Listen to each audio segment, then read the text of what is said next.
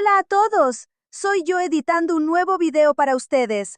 Disfruten mirándolo y espero que aprendan una lección importante de esta historia.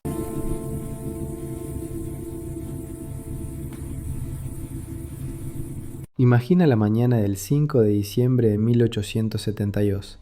El océano Atlántico se extiende como un pesado lienzo gris, infinito e indiferente. Las olas se deslizan lentamente, como si estuvieran cansadas de su propia fuerza, pero listas en cualquier instante para estallar en furia.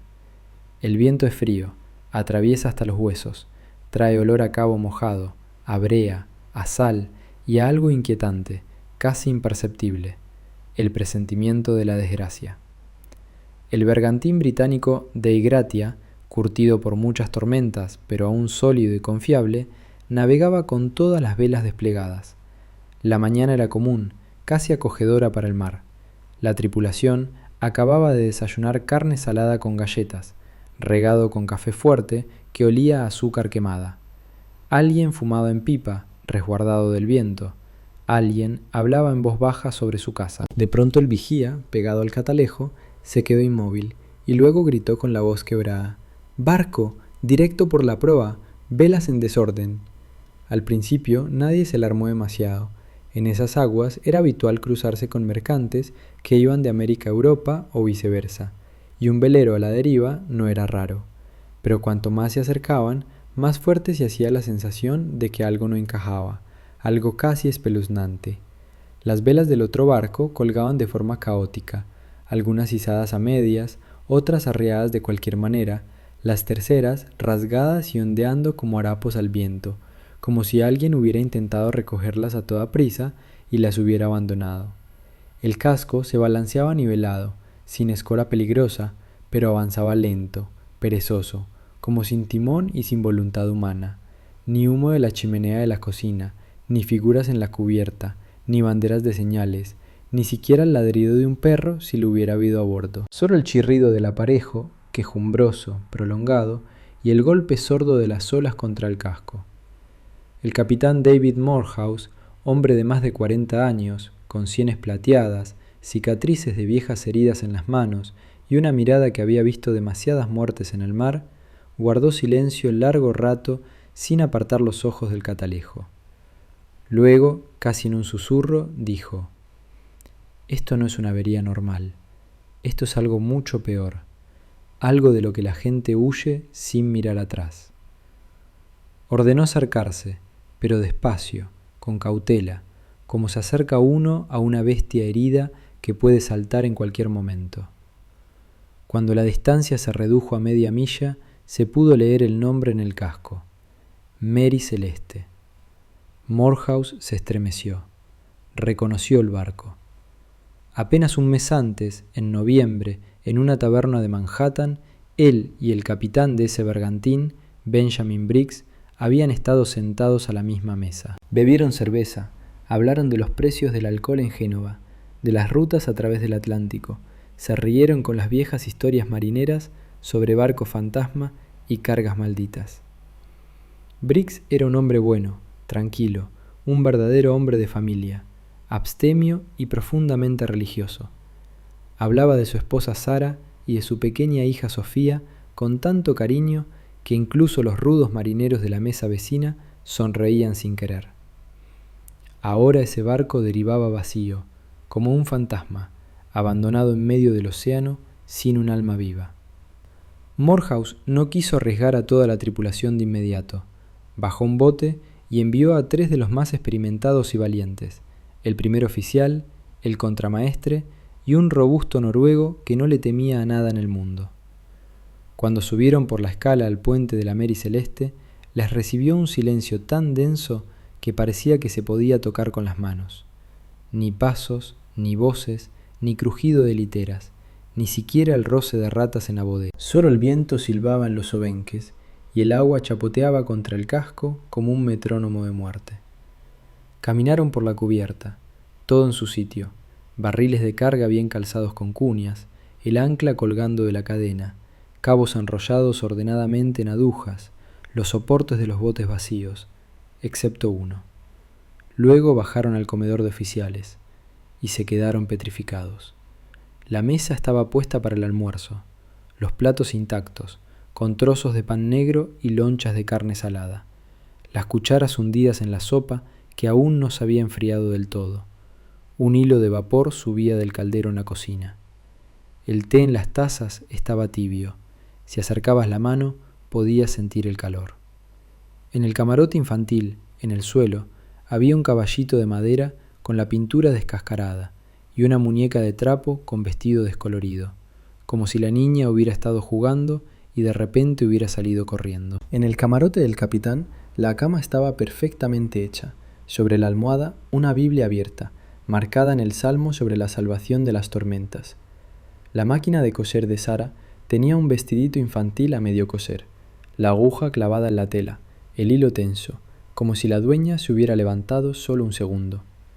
En la bodega había agua hasta los tobillos, pero las bombas estaban en perfecto estado y podían ponerse en marcha en cualquier momento. La carga, 1.700 barricas de alcohol industrial, estaba casi intacta, solo 9 barriles vacíos, probablemente por fuga y evaporación.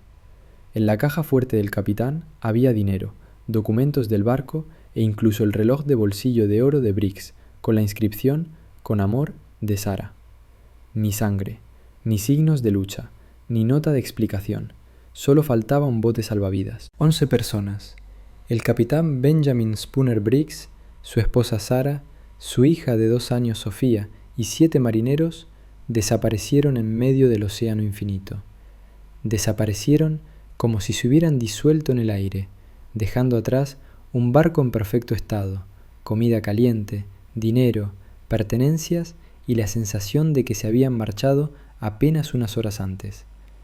¿Qué pudo obligarles a abandonar todo aquello? ¿Qué horror, qué locura o qué amenaza repentina les hizo subir al bote sin preparación, sin provisiones, sin esperanza?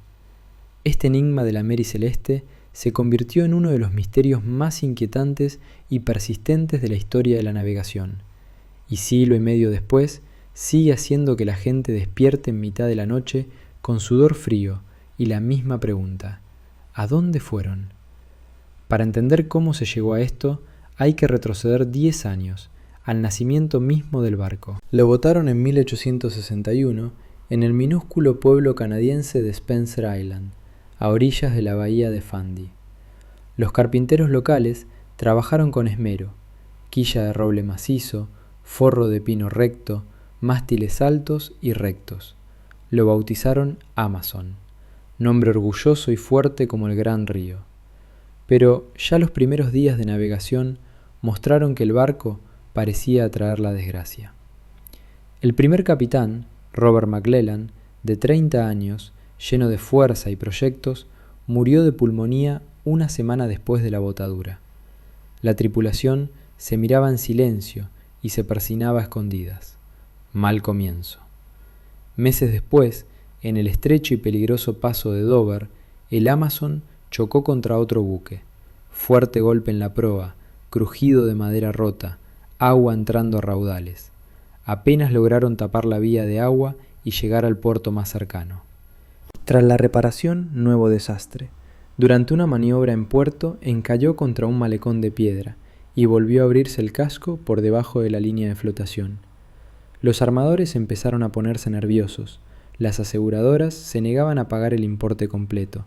Los marineros murmuraban por las noches en el castillo de proa: «Este barco está maldito desde la quilla». Varias veces lo vendieron en subasta. Lo repararon, lo repintaron, cambiaron de dueños, pero la sombra de la desgracia no se apartaba. En 1868, el Amazon salió a subasta en Nueva York. Lo compró un consorcio de comerciantes estadounidenses encabezado por James Winchester y Richard Haynes. No escatimaron dinero: nuevo aparejo, brea fresca en el casco, cuadernas reforzadas, revisión completa. Y cambio de nombre: Mary Celeste, en honor a la esposa de uno de los socios o simplemente para ahuyentar las viejas desgracias. Muchos en el puerto creyeron que el nuevo nombre cambiaría el destino. Los viejos capitanes, sentados en las tabernas con pipa en la boca, solo negaban con la cabeza: el nombre son solo palabras, la desgracia vive en la madera y en el hierro. Benjamin Spooner Briggs tomó el mando de la Mary Celeste en el otoño de 1872. Tenía 37 años. Nació en una familia de marinos en un pequeño pueblo costero de Massachusetts. Padre, abuelo, hermanos mayores, todos habían capitaneado barcos a través del Atlántico. El mar corría por sus venas. Desde niño recordaba el olor a brea, el crujido de los mástiles, el sabor de la sal en los labios. Alto, ancho de hombros, con espesa barba oscura y ojos grises serenos, inspiraba confianza desde el primer vistazo. Era abstemio, cristiano devoto. Cada mañana leía la Biblia en voz alta a la tripulación, aunque algunos refunfuñaran. Pero al mismo tiempo era justo y bondadoso. Nunca levantó la mano a un marinero sin motivo. Cuidaba a los enfermos, compartía la última ración de comida. Se casó con Sarah Cobb, su prima, una mujer de carácter firme, rostro hermoso y manos cálidas. A Sarah le encantaba la música, tocaba un pequeño órgano en la iglesia del pueblo, cosía ropa para niños, leía largas novelas victorianas, escribía cartas a los suyos describiendo los atardeceres sobre el océano que le parecían cuadros de Dios, el olor a sal por las mañanas, la primera risa de Sofía. La niña tenía 2 años, rubita, curiosa, con ojos castaños vivos. Ya estaba acostumbrada al balanceo, le gustaba sentarse en el regazo de su padre cuando él manejaba el timón, y le llamaba capitán, con tanto orgullo que todos sonreían. Benjamin no quería dejar a su familia mucho tiempo en tierra. Le decía a Sarah: «El mar es nuestro hogar común, juntos estamos protegidos». Sarah asentía, aunque a veces se despertaba de noche con pesadillas, veía cubierta vacía, gritos lejanos, agua negra que lo tragaba todo. La carga prometía buena ganancia: 1.700 barricas de alcohol desnaturalizado, alcohol industrial para las fábricas de Italia. El alcohol era peligroso, se evaporaba incluso con frío, los vapores se acumulaban en la bodega cerrada, bastaba una chispa mínima, de una lámpara, de fricción de metal, de electricidad estática, para que el barco estallara en pedazos en segundos. Briggs lo sabía mejor que nadie. Inspeccionó personalmente cada barrica, revisó los respiraderos de ventilación, prohibió fumar a bordo, mantuvo todas las luces bajo control estricto. Llevaron provisiones con gran reserva: carne salada en barriles, harina en sacos, galletas, habas, guisantes, azúcar, té, café, miel para Sofía, incluso varias cajas de manzanas para que los niños no enfermaran de escorbuto. A Sarah no le gustaba el olor químico fuerte que a veces subía de la bodega. Le decía a su marido en voz baja: «De esos barriles huele a desgracia, Ben». Él sonreía, la abrazaba. «Es solo mercancía, querida. Nos comprará una casa con jardín donde Sofía pueda correr descalza». La tripulación era pequeña pero probada. El primer oficial, Albert Richardson, americano, tranquilo, fiable, había sobrevivido a la guerra civil, con una esposa joven que esperaba sus cartas desde cada puerto. El segundo oficial, Edward Gilling, danés de 25 años, alto, rubio, ojos brillantes, soñaba con mandar algún día su propio barco. El despensero Edward Head, inglés, regordete, alegre, maestro en cocinar sopa espesa y contar historias interminables junto al fogón por las noches. 4 marineros alemanes, los hermanos Volkert y Boy Lorenzen, fuertes, callados, manos pesadas. Arian Martens, alto, algo hosco pero trabajador. Gottlieb Gutschat, el más joven, pero ya curtido en el trabajo duro. En total, 11 almas. Antes de zarpar, Briggs los reunió a todos en cubierta bajo el cielo gris de noviembre. «Vamos a Génova. El trabajo será duro, pero honrado. Nos mantenemos unidos, nos escuchamos unos a otros, y Dios nos guardará». Los marineros asintieron. Nadie sabía entonces que serían las últimas palabras que oirían de su capitán. El 5 de noviembre de 1872, la Mary Celeste zarpó del muelle de Nueva York. Los primeros días transcurrieron tranquilos, casi idílicos. Viento favorable, velas bien llenas, el barco corría ligero. Sofía corría por la cubierta, reía cuando las salpicaduras le alcanzaban las mejillas. Sara sujetaba a su hija de la mano, cosía a la luz de la lámpara en el camarote, a veces salía a cubierta a respirar.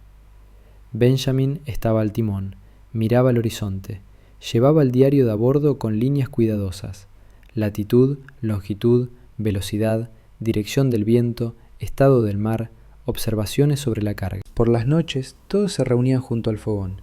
Head servía sopa espesa de guisantes, los alemanes canturreaban bajito en su idioma.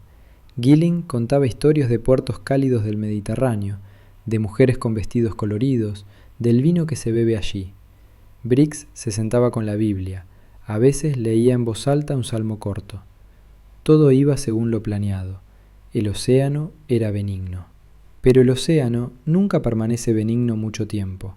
Alrededor de una semana después, el cielo empezó a oscurecerse. El viento aulló, las olas crecieron, se hicieron más altas y más furiosas. Por la noche estalló una verdadera tempestad, de las que se recuerdan toda la vida. La lluvia azotaba horizontalmente en la cara, los relámpagos desgarraban el cielo en pedazos, el trueno retumbaba como si el firmamento se derrumbara. El barco se inclinaba tanto que los mástiles casi rozaban el agua. Briggs ordenó arriar las velas altas. Los palos podían romperse como cerillas. La tripulación trabajaba con agua hasta el pecho. Las cuerdas cortaban las palmas hasta sangrar. El frío calaba hasta los huesos. Sara, en el camarote, apretaba a Sofía contra sí. Rezaba en voz baja mientras el buque era zarandeado de un lado a otro como una astilla. Benjamin gritaba desde arriba: «¡Aguanten, muchachos! ¡Lo superaremos!». Pero dentro de él crecía un presentimiento pesado. Durante el balanceo, los barriles en la bodega se movieron de su sitio. Algunos se rompieron, el alcohol se derramó, los vapores empezaron a acumularse en el espacio cerrado. El olor se volvió fuerte, perceptible incluso en cubierta, acre, químico, aterrador. La tormenta amainó al amanecer, pero dejó agua en la bodega, casi hasta la rodilla. Las bombas funcionaban sin parar, pero el barco calaba más de lo normal. La marcha se hizo más lenta. Los marineros empezaron a murmurar a media voz: «Este barco está maldito desde el principio. Mejor no habernos embarcado». Briggs callaba. Bajaba a la bodega varias veces al día, revisaba la ventilación, ordenaba abrir las escotillas a pesar del frío y la lluvia. En el diario de a bordo anotó: «Nos acercamos a las Azores. Podremos fondear, achicar agua, revisar la carga». Pero lo peor aún estaba por venir. La mañana del 25 de noviembre. El primer oficial Richardson bajó a la bodega a comprobar las bombas y volvió a cubierta blanco como la cal. La voz le temblaba: «Capitán, los vapores son espesos como niebla.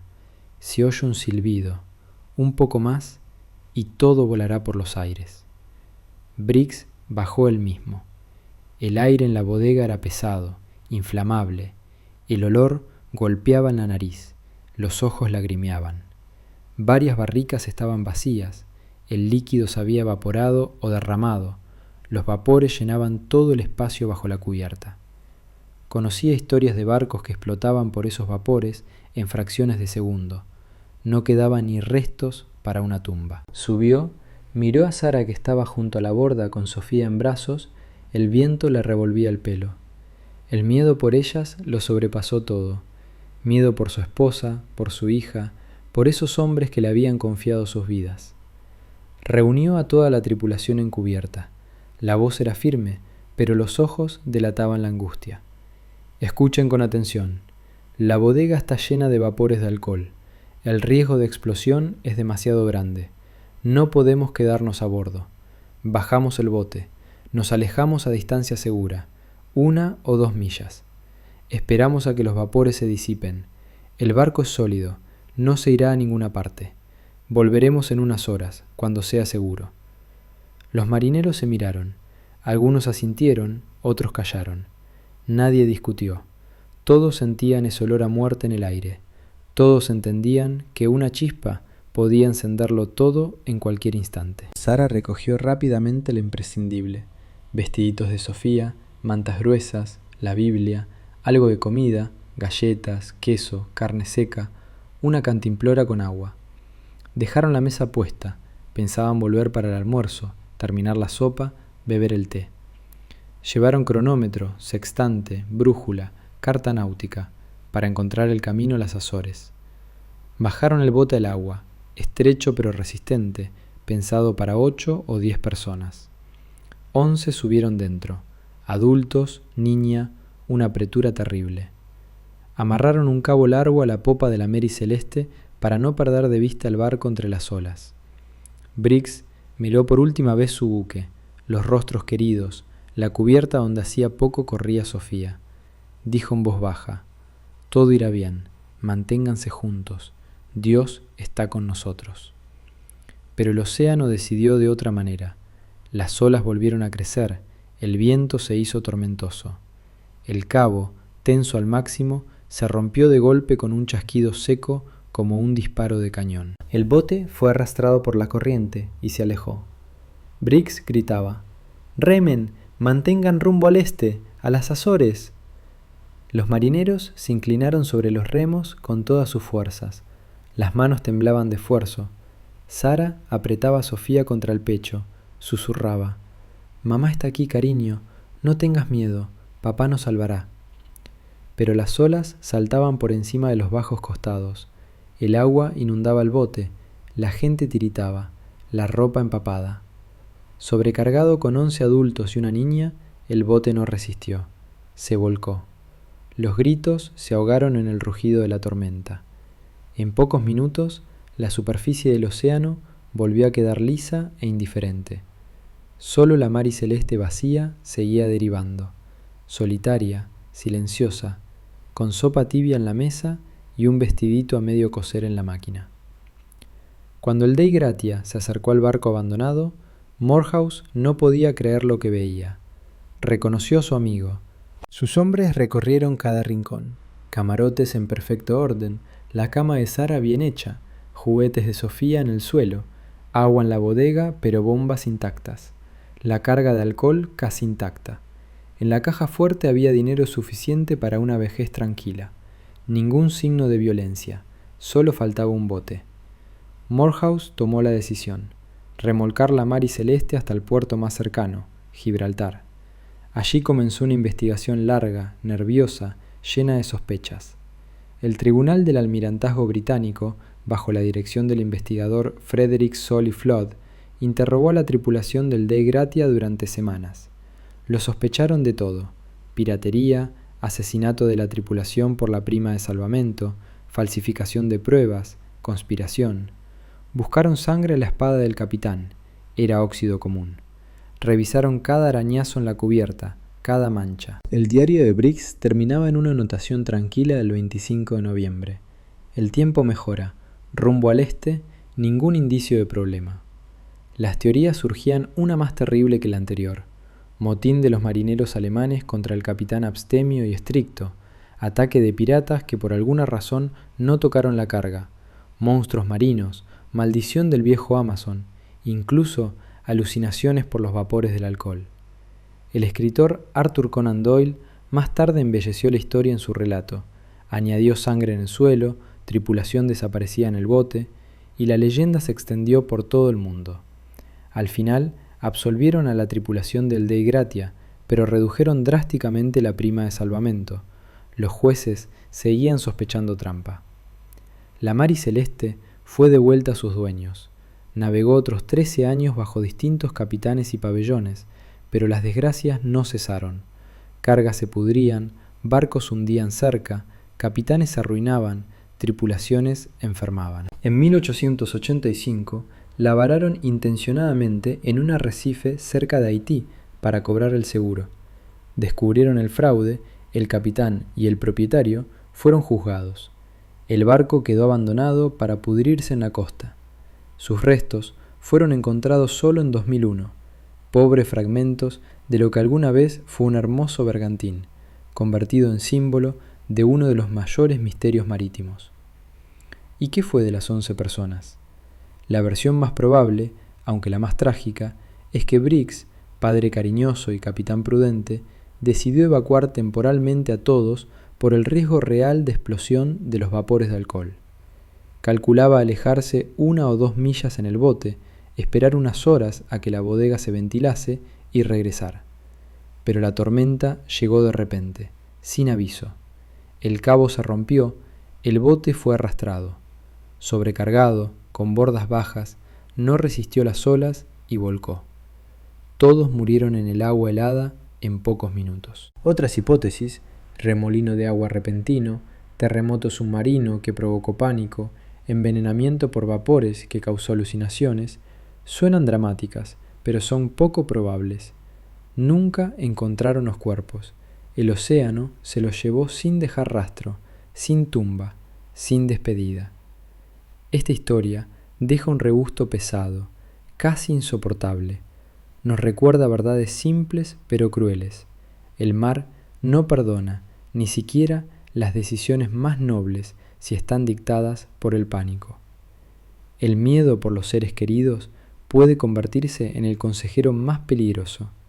A veces es mejor quedarse a bordo y luchar hasta el final que huir hacia lo desconocido, que resulta aún más terrible. El océano no da respuestas, guarda silencio, indiferente, eterno, y en ese silencio se esconde la mayor, la más eterna inquietud de la humanidad, porque nunca sabremos con certeza, y la ignorancia asusta más que cualquier verdad, cualquier sangre, cualquier explosión. Permanece con nosotros para siempre, como el chirrío del aparejo en el vacío, como la sopa tibia en la mesa de un barco fantasma, como el hilo sin terminar en el vestidito de una niña pequeña que nunca volvió a casa.